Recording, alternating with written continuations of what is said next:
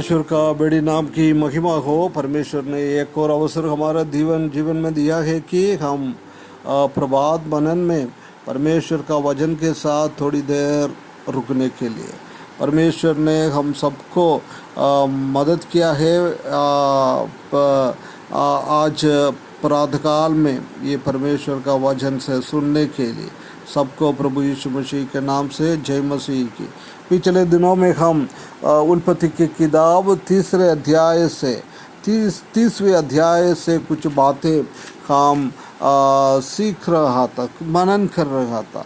कैसे इब्राहिम का पोता याकूब को परमेश्वर अनुग्रह करता है, वो बात को हमने देखा है। बच्चों को सब बहुत दान दिया है। उसके बाद अभी पिछले दिनों में हमने देखा था कि याकूब और लाबान के बीच का विवाद।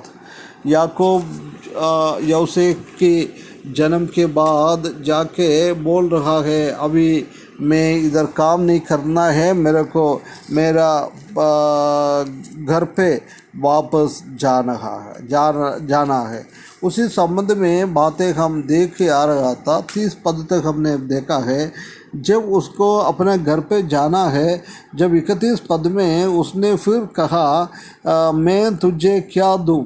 याकूब ने कहा, मुझे कुछ ना दे, यदि तुम मेरे लिए एक काम करो तो मैं फिर तेरी भेड़ बकरियों को चराऊँगा और उसकी रक्षा करूँगा। देख, लाबान ने कई साल याकूब ने उनका सेवा किया, उनका काम किया है। उनके द्वारा बहुत सारा आशीष या लाबान के घर पे आ गया है। उसी टाइम कभी भी वो पलट के या याकूब से पूछा नहीं है, ये बेटा तुम मेरे लिए इतना काम कर रहा है, मैं तुम्हारे लिए क्या दे दूँ? परंतु एक कंजूस व्यक्ति था लाबान, इसलिए वो फ्री में अपना दामाद से, अपना बहन की बेटे से काम करवाना चाहता था।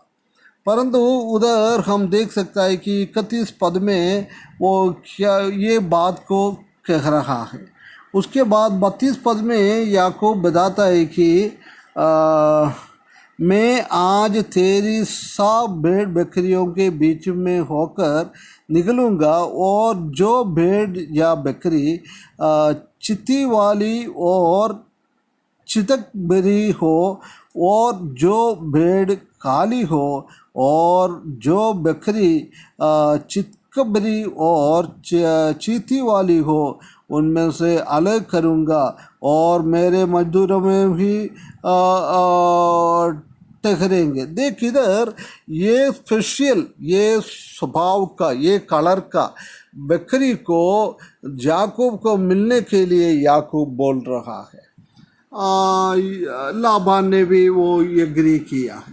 उसके बाद हम देख सकता है कि याकूब का कुछ ट्रिक इधर कर रहा है। उसने जब वो बच्चे को पैदा करने के लिए वो जाता है, उसी टाइम हम देख सकता है कि वो गर्भवती होने के टाइम एक पेड़ की खंभे डालकर उसी के सामने रखेगा। जब वो पूरा ये चितेवनी वाली ये रंग का और काले रंग का हो जाएगा, उसी के द्वारा वो सब उनका हो जाएगा, ये सोचकर उसने वो काम किया है। हम जानते हैं कि ये बहुत बड़ा इस याकूब का ट्रिक है। याकूब अपने आप के ये करने के लिए एक बहुत ट्रिक चलाया, परंतु हम जानता है कि ये हुआ है, ये कभी भी याकूब के बुद्धि और ट्रिक के साथ नहीं है। उससे भी बढ़कर वो परमेश्वर ने ये बहुत बड़ा काम उनका जीवन में किया है। परमेश्वर जानता है वो अब्राहम के संतान है, इनके द्वारा मेरे को उसके ऊंचे उठाना है। ऐसी सोचकर परमेश्वर ने खुद ये काम याकूब के लिए किया है।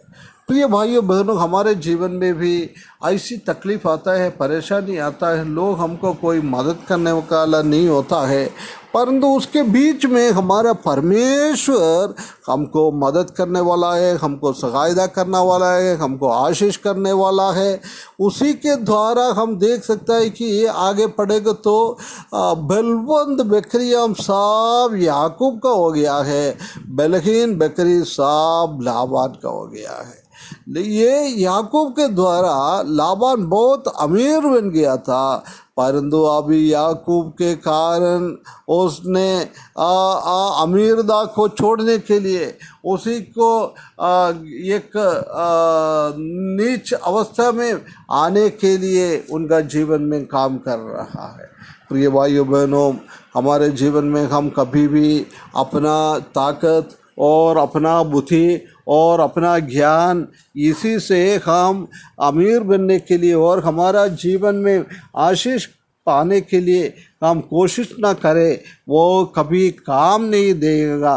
परंतु जब हमने परमेश्वर के सन्निधान में बहुत आदर के साथ, भयभक्ति के साथ हमारा जीवन बिताता है, जब परमेश्वर ने याकूब को कैसे अनुग्रह दिया है, ऐसी अनुग्रह हमारे जीवन में भी दिएगा। हम कभी भी दुखित ना हो जाए। परमेश्वर बहुत बड़ा महान परमेश्वर है। ईमानदारी से हम काम करते जाओ, परमेश्वर का सेवा करते जाओ, नौकरी हो, खेती हो, कुछ भी हो, वो करने के टाइम ईमानदारी के साथ करते जाएगा तो परमेश्वर हमको आशीष करेगा, परमेश्वर हमको अनुग्रह करेगा। कैसे लाबान का ताकत वाला बकरियाँ सब याकूब के पास पहुंच गया है, ऐसी परमेश्वर भी हमारे जीवन में बहुत सारा आशीष दिएगा। इसलिए हम याकूब के जैसा नहीं, वो प्रभु को प्रेम करते हुए, प्रभु का आज्ञा को पालन करते हुए एक अच्छा मसीह के जीवन बिताने के लिए परमेश्वर हमको सहायता करे। उसी बड़ी नाम की महिमा हो।